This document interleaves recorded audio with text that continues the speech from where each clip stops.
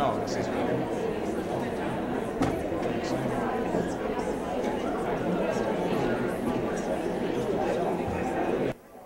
all right, come on back.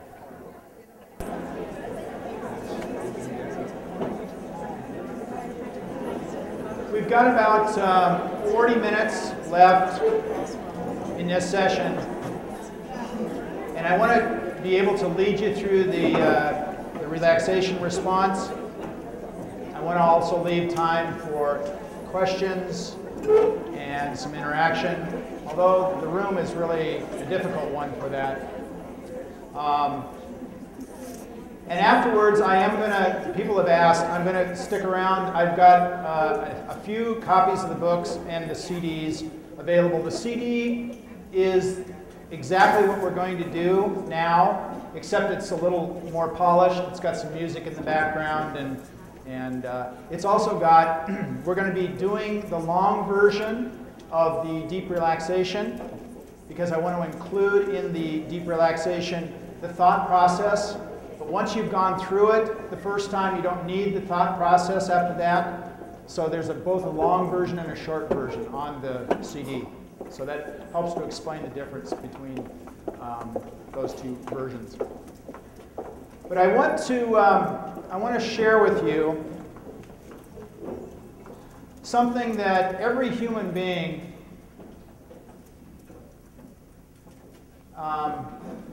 struggles with. And anything that we get anxious about or uncomfortable is related to one of three things. You can always take it apart, whether it's a fear of flying, discomfort with a particular situation. It's related to, number one, feeling trapped, feeling out of control, and or what will people think. Now, for some people with anxiety, they have one thing that comes up consistently. For others, it's all three of them going on all the time. But just to help them to recognize, you know, if you're feeling anxious right now, what's that related to? What are you thinking? What's going on in your head? This kind of helps them to recognize, well, right now, I guess I'm feeling kind of trapped. You know, and it's not always the same. Let's take one person that suffers with a fear of flying. For some of them, their fear of flying may be related to getting inside they don't get anxious until the door closes. You know, that's their feeling of being trapped. For others, it may be they're convinced that they're going to crash. You know, which is related to feeling out of control. And I have a pilot actually that I'm working with right now.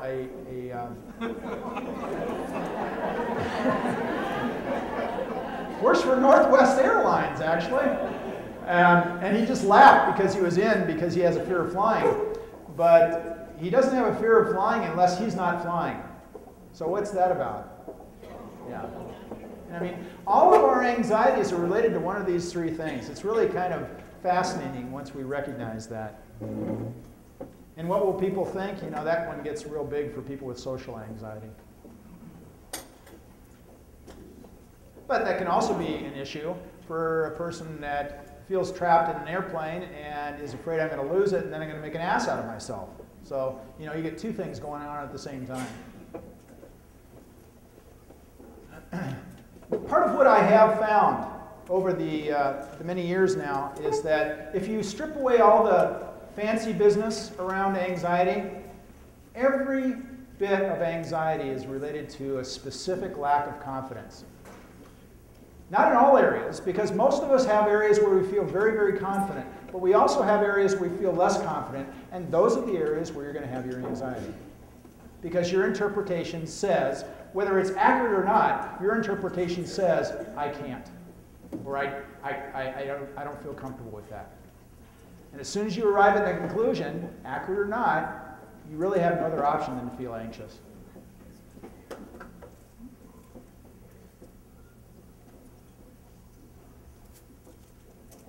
Yeah. Basically, I don't trust me in that specific area. All right. Now we're going to do the deep relaxation. Let's review for a minute before we begin what I told you in the initial session, that learning to relax your body involves 3 processes. You know, it's kind of interesting. It's been a while since I've had to give a presentation in a long hallway like this. And I'm yelling, even though I'm mic'd, because I'm thinking I've got to yell to get to the back of the room. That's why my voice is getting hoarse. I just recognize that. I'm talking about the thinking process. Okay, there's 3 things involved in learning to relax ourselves. Number 1, breathing. So, as you are sitting back in your chairs, as I lead you through this process, pay attention to your stomach muscles. And maybe just put one hand on your stomach as you're doing this process so that it reminds you to relax those stomach muscles. And the only thing that should rise and fall when you're breathing deeply is your stomach. It's not really that there's air going into your stomach. It's your diaphragm that's collapsing. But just remind yourself by keeping your hand on your stomach to relax, to breathe there. Part of what you may be very curious about after you go through this exercise is, oh my gosh, that feels real weird because I've been breathing up in my chest, or maybe not breathing much at all for a long time. Obviously, you can survive that way, but you certainly cannot relax yourself until you learn to breathe from your stomach. My mother was scared of everything. She was the one that trained me to be an anxious person. And I love her dearly, but she died when I was 25 years old. She was 50. And I probably shouldn't have talked about that because it'll take me off track. But I never had a chance to share any of what I've done in my practice. Could have shared a lot of things with her that I think would have helped her quality of life because she just worried about everything. And never even got to introduce my children to her, which is kind of a bummer.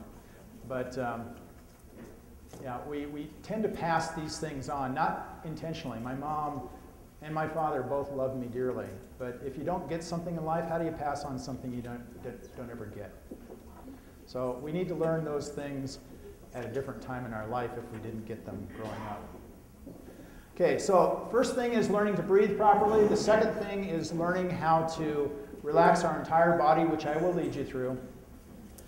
And the third thing is recognizing how our thinking contributes to the process. And I will lead you through 3 different times in your life that will help you to recognize the connection between your thinking and your bodily reaction. Okay? So that's what we're going to be doing. Then we'll come back and answer questions or maybe make comments with people about what you're finding out as you do this process. I don't need a microphone now, but as we start, yeah, thank you. Although maybe if I held it, I would stop shouting. Okay. Use your creativity, this time to your benefit, by imagining yourself in a recliner. You're going to have to use your imagination on that pretty well. Imagine yourself alone someplace, relaxing. Maybe there's a beach, sand, water. Maybe just the comfort of your own bedroom. Just allow yourself to close your eyes and concentrate on my words. And picture a light above your head. A warm light, any color that you like. And we're going to use that light as a third eye to be aware of where any tension may lie. And as you become aware of it, with each passing breath, to let it go. Be aware of all the little things that you keep on your mind that take so much energy. And for just a moment, with each passing breath, you Become aware. Surround them with that breath and let it go on your exhale. If you have a difficult time picturing a light, you can use a sound that moves through your system or a feeling of liquid that moves through your system. But since I'm most acquainted with the light, that's what we'll use today. Allow that light to enter through the top of your head and to wave back and forth inside your head, being aware of all the little things that you keep on your mind that take so much energy.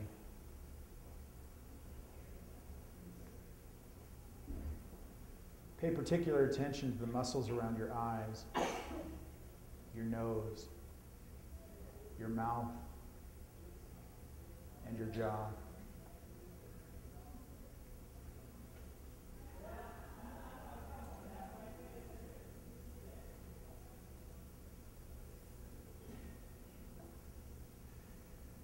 Allow that light to move towards the back of your head, towards your ears, and then slowly up to the top of your head once again, into your entire face and head. Feel relaxed and pleasantly heavy and firmly supported by the chair beneath you.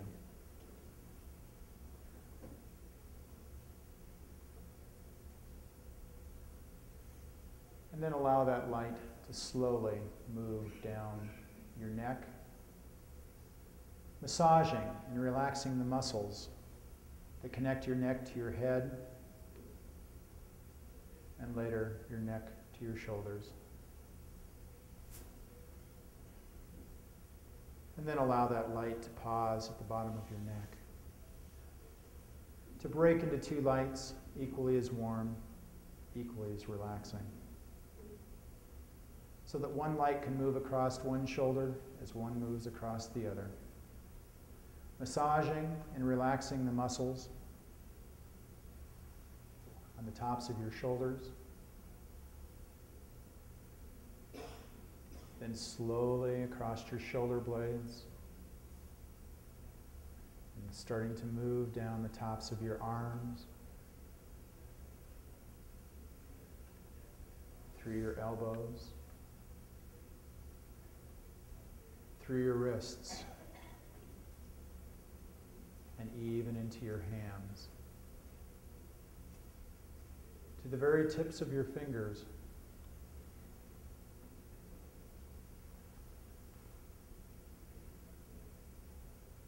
until your arms, your hands, your neck, and your head are all relaxed and pleasantly heavy and firmly supported by the chair beneath you.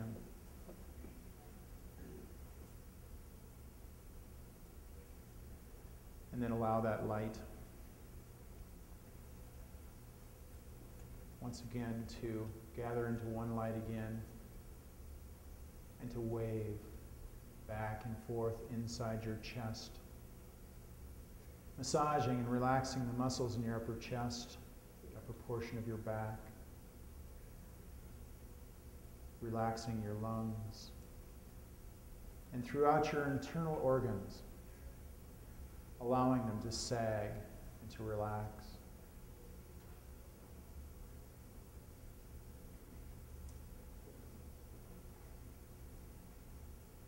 Allow that light to move slowly around your waist,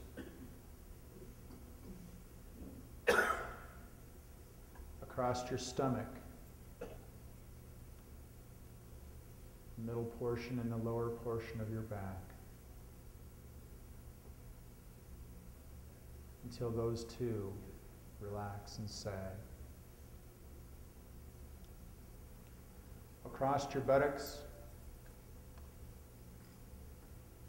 and throughout your pelvic region, until the entire upper portion of your body feels relaxed and pleasantly heavy and firmly supported by the chair beneath you. And then once again, allow that light to pause, to break into two lights again, so that one light can move down one leg as one moves down the other.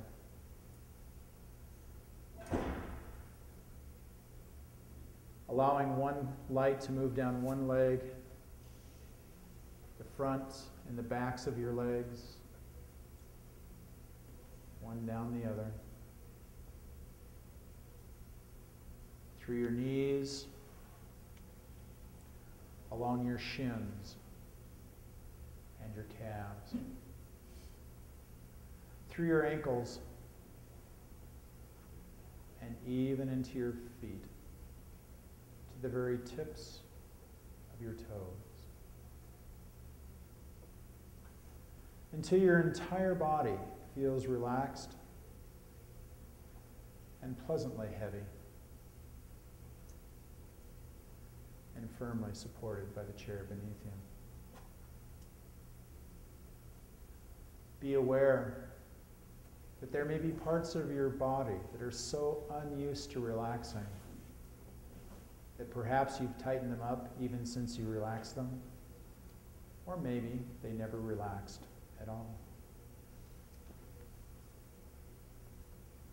And if that's true, just be aware of where those parts are. And with practice, the relaxation becomes easier and more complete.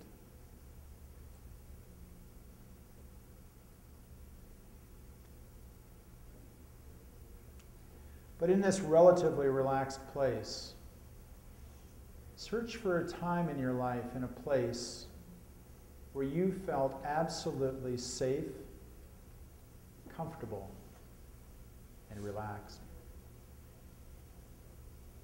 It can be a real place, or it can be an imaginary place. It doesn't matter. But a place where you feel absolutely safe, comfortable, and relaxed. Look around you, see the colors, smell the smells, and hear the sounds in that safe place. And take a deep, cleansing breath and crawl inside that picture of yourself and feel what it feels like to feel that level of comfort.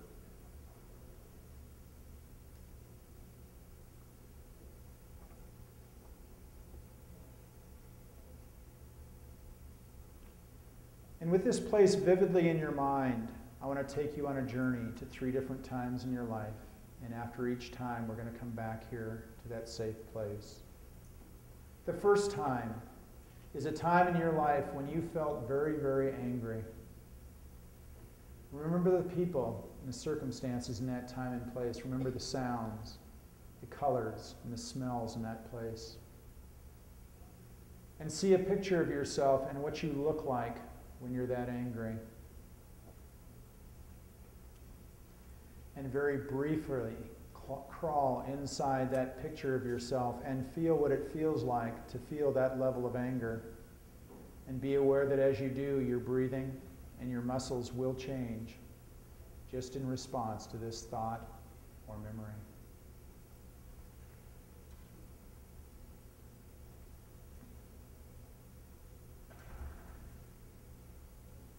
And before that becomes too uncomfortable, block it out in your mind, escape. Go back to your safe place. When you've arrived there, close a door. Turn around, see the colors, smell the smells, and hear the sounds in that safe place. And take a deep, cleansing breath. Hold it. And let it go.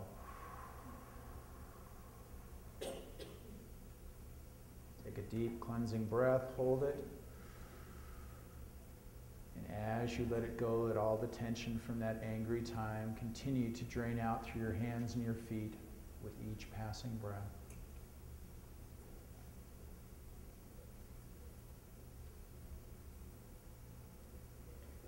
And when you've gotten yourself relatively relaxed again in that safe place, go to a different time in your life. This time when you were very, very sad.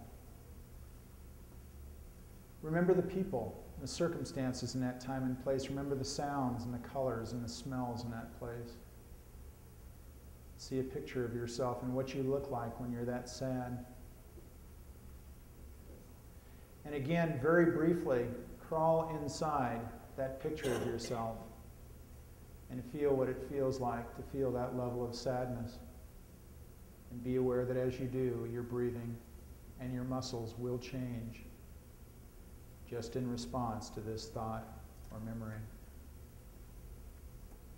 And again, before it becomes too uncomfortable, block it out in your mind, escape, go back to your safe place. When you've arrived there, close a door, turn around, see the colors, smell the smells, and hear the sounds in that safe place, and take a deep, cleansing breath. Hold it, and let it go.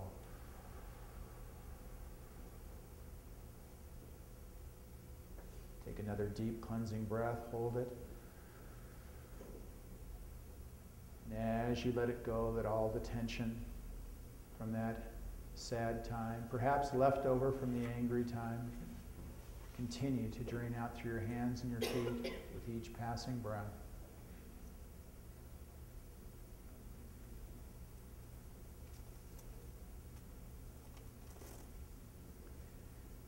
And once again, when you've gotten yourself relatively relaxed, remember one last time. This time, a time when you felt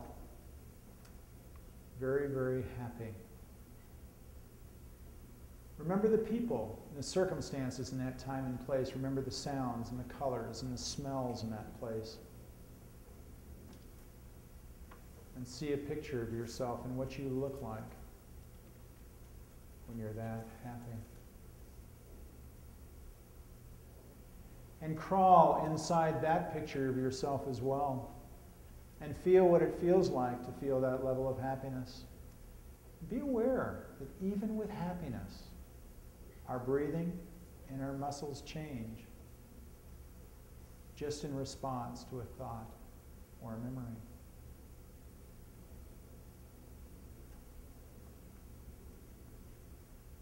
And even though you may be more reluctant, leave that time behind as well. Block it out, escape, go back to your safe place. When you've arrived there, close the door. Turn around, see the colors, smell the smells, and hear the sounds in that safe place.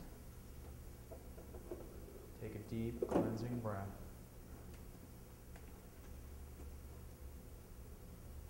Hold it, and let it go. Take another deep cleansing breath, hold it. And as you let it go, let all the tension from that sad time, from the happy time, perhaps even left over yet from the angry time, continue to drain out through your hands and your feet with each passing breath. Until once again we begin to feel more and more relaxed and centered in that safe place.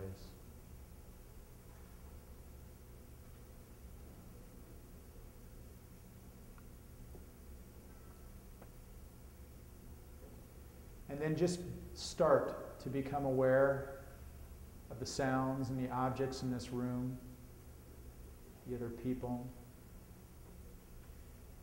Finally, when you feel ready, at first open your eyes unfocused, and finally, fully aware.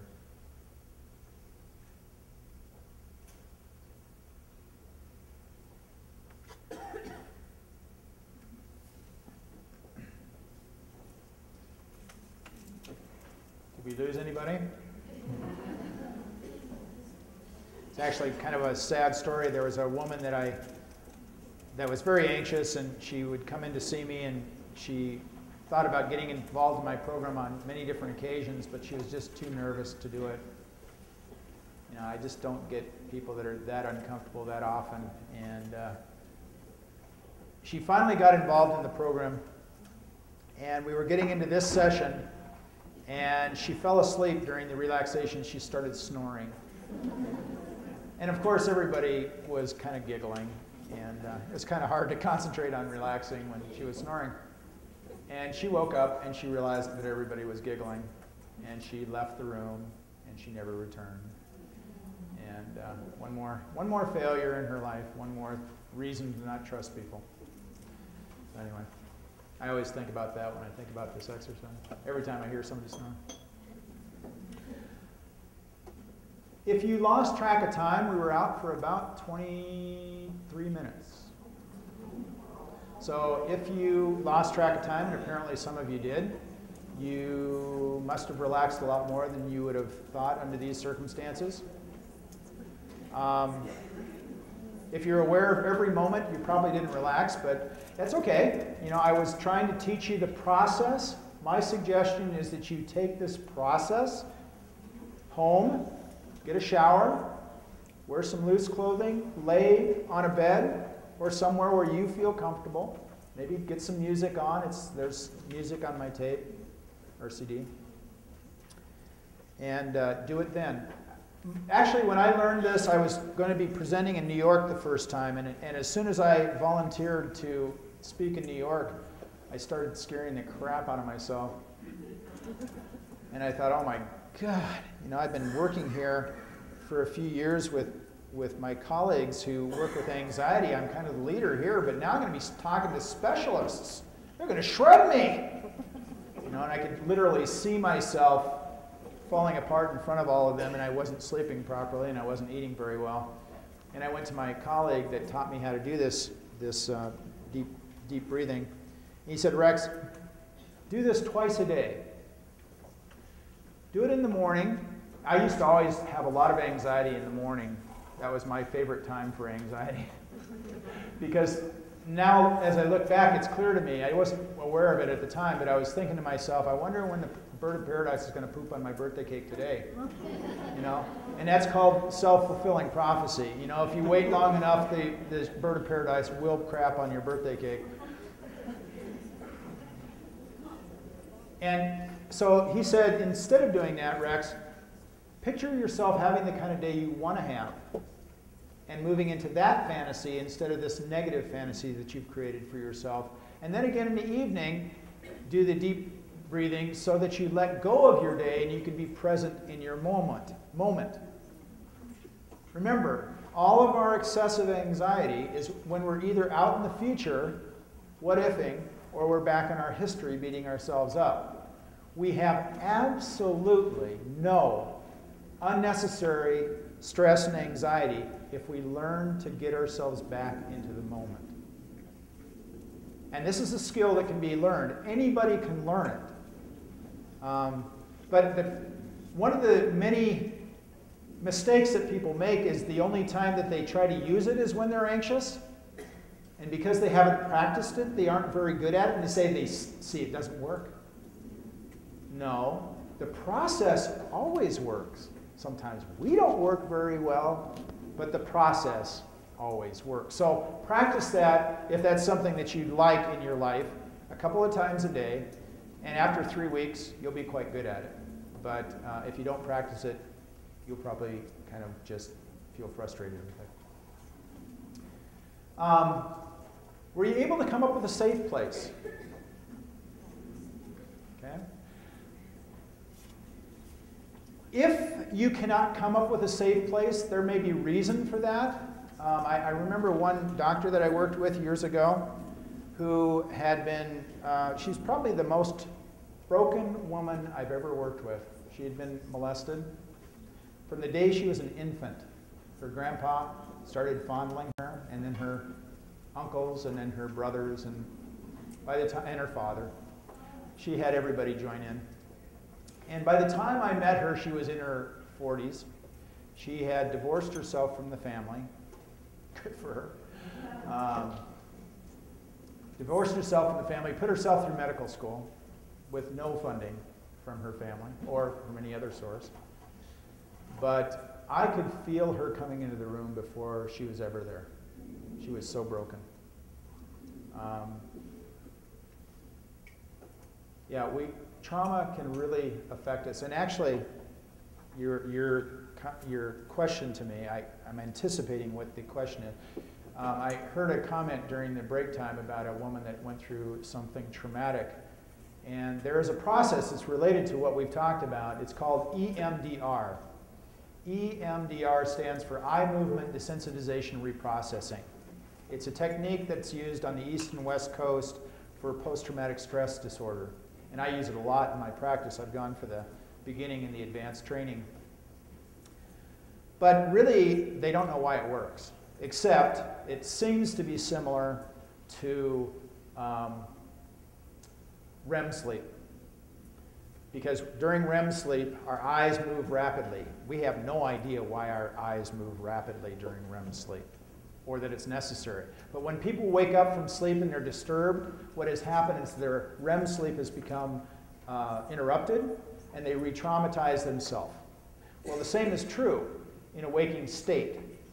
If people are telling me about something difficult that happened in their life, and they're remembering here, and they're putting it together over here, they're fine. They may be crying, but they're okay. They're processing the trauma. But if their eyes stop and lock, what they're doing is they're re-traumatizing themselves. So EMDR simply helps them to keep their eyes moving as they're remembering both the trauma as well as the belief system that we derived from that situation, like I'm not lovable, I'm stupid, I should have done more. Any sort of a persistent negative belief system that comes from that trauma that leaves people sort of paralyzed and creating artificial limits in their life until they have a chance to process it through. So EMDR is a pretty amazing process that I wish we had more chance just to kind of illustrate that. I wish I could do a lecture here on shame. That would be kind of interesting. I did it with the South Dakota priests. Oh, that was interesting. Took 8 hours to do a 1-hour presentation. But priests, you know, they aren't expecting to get entertained. You just give them a little bit and they'll cogitate about it. Then they come back and they talk about it, and then we give them a little bit more and they cogitate about it. Now, they're not used to getting much entertainment. So, real easy group to present to. You guys are more demanding. You expect me to actually work. All right.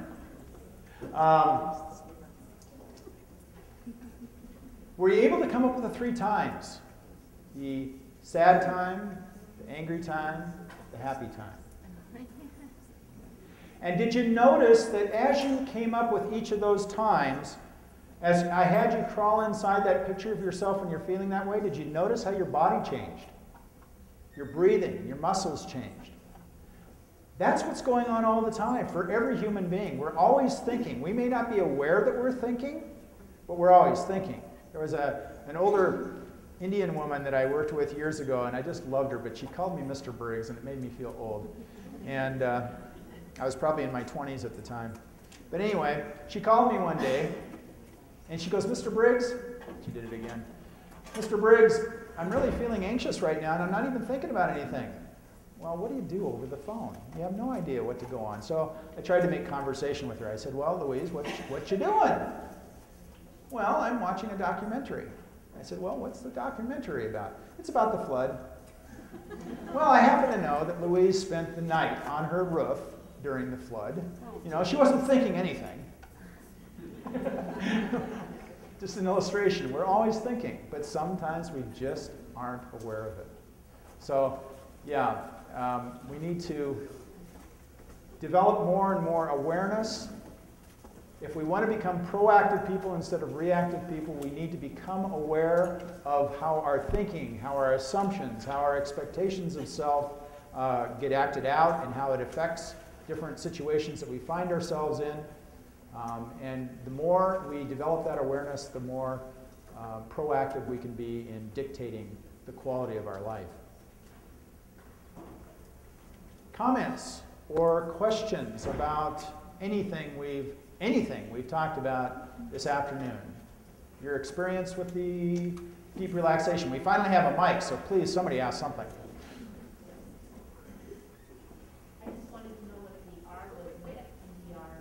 EMDR.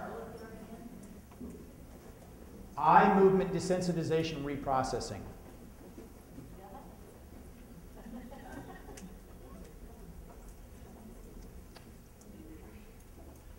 Right here.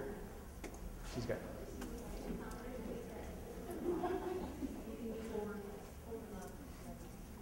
That's a great question. That's one of the reasons I wish I could do, and I would be happy to do that, a presentation sometime on shame. One of the ways that people are shamed is through some of the obvious traumas, like being violently hurt or experience alcoholism in their family or sexual abuse or something like that. But most of my clients don't. Most of my clients, it's more subtle.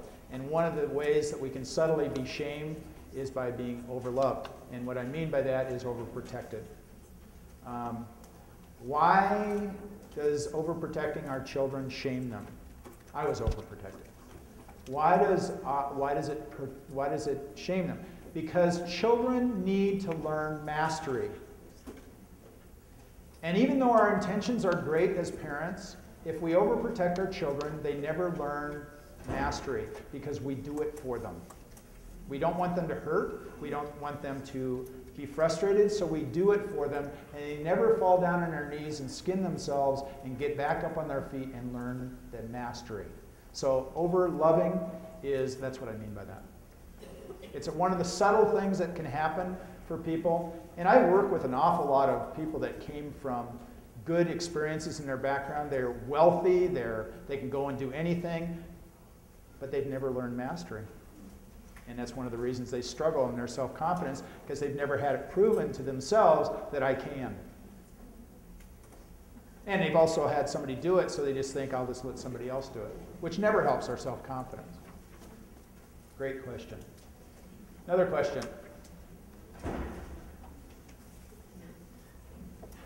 Yes? Since I have a microphone. Yeah. So what do you suggest if you see that in a parent of a patient? You know, how do you separate and let that child discover that they're okay? Well, I think that for you as a dental staff to kind of have it in your policies to just say, or to even present it that way, it's important that we have, you're going to be staying here at this point. Maybe warn them ahead of time that moms and dads stay here and children do this, just because that makes it a little less personal. But yeah, you're going to see that a lot with kids that have dental anxiety, that they're just being overprotected, and they know that, well, they don't do it intentionally. Children do not do these things intentionally, but they cry because they know what the results they get. Yeah, so that's a real tough one, because we have to have a certain amount of relationship with somebody to get away with a comment, and the way we say it and the way we frame it is incredibly important. Yeah, I'll bet you deal with that a lot, particularly with dentists that work almost exclusively with children. You see that? Yeah, right. Yeah, the problem is usually with the parent. Yeah, I remember when I went to kindergarten, a lot of people that suffer with anxiety later in life have separation anxiety when they're little. And I remember myself, my mom taking me to kindergarten and my fingers reaching through the fence, don't leave me here. And it's really usually more about the mother or the parent that can't leave the child rather than the child that can't leave the parent. So the child picks up on, and this is something we could talk about, called emotional incest, where it's the child taking care of the parent rather than the parent taking care of the child. If I'm gone today, who's going to take care of mom? She's going to be really anxious without me.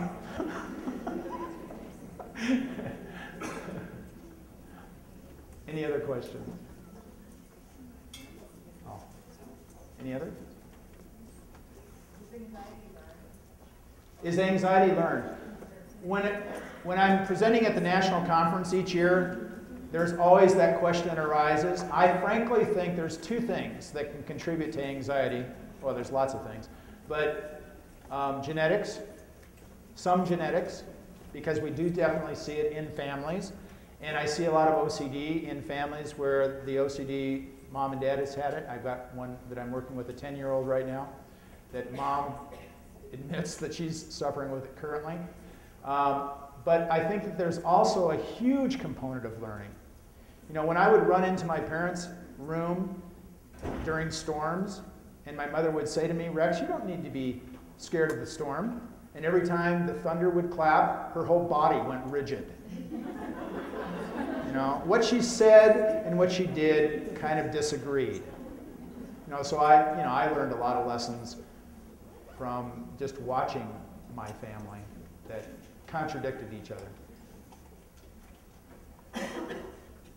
Well, thank you very much for listening. I really appreciate the opportunity to get the word out. And I guess if any of you have other kinds of milieus that you'd like for me to present in, if you're representing other dental societies from other states, I would love to get there. Or bringing me to your offices. This is what I do. I appreciate your attentiveness, and if you have any questions, you have my contact information in the handouts. Feel free to give me a call. I charge nothing for phone calls, and I actually welcome your calling me. I also have an email address in there, and you can contact me that way. I do not type well, so I will not communicate with you regarding typing, but I can at least set up a time to talk. So. Thank you very much for your attention. The number,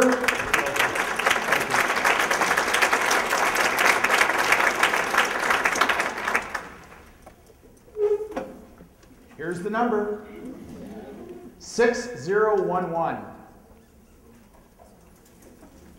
Thank you so much, and I will be back at that back desk if people want to purchase books or CDs.